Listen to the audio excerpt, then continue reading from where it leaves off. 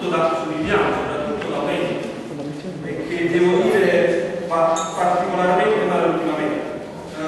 Solo un dato, nella notte da mercoledì 20 giugno e giovedì 21, un treno deragliato tra la stazione di Lazio Geronimi, ferroviario 96.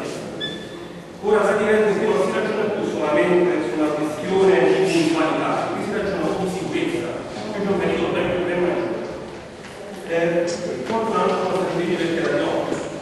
Non è solamente una questione appunto di puntualità, ma qui bisogna ragionare non solo ma anche dal punto di vista dei dipendenti di questo settore.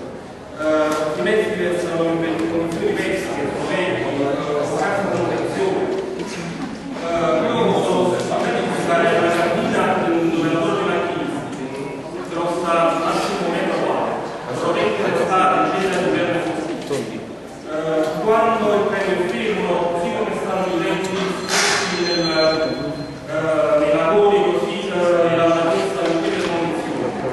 Tra l'altro lavoratori anche con oltre 30 anni di servizio, quindi non conoscenza in quelle condizioni. Io credo che vedere scene come quelle in cui utenti esasperati e lavoratori in queste condizioni sono veramente tristissime. E purtroppo non è solamente una situazione di Napoli, non è solamente una situazione di 17 circuiti mondiali, questo tempo anche che addirittura arriva a Caserta e a Salerno. Se noi vediamo che HMS della Caserta è già fatica, c'è servizista sta impervio. Quindi questa è una questione di un fallimento sul piano regionale. Noi vediamo che nelle carte l'assessore Vetrella ci ha detto che solo via della restituzione a utenti dei mezzi funzionali.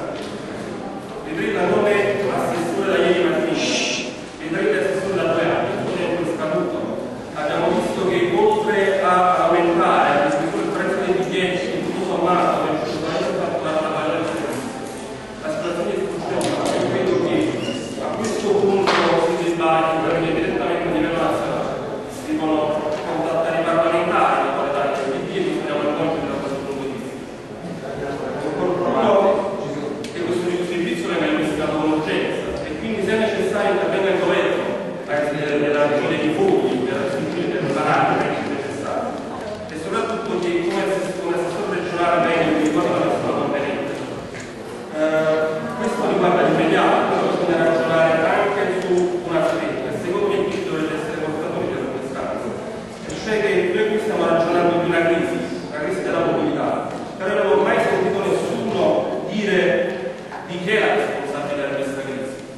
Quando c'è un tracollo di questo tipo è perché sono state fatte delle scelte sbagliate dai dirigenti e bisogna capire quindi chi ha sbagliato e rimuoverlo se necessario.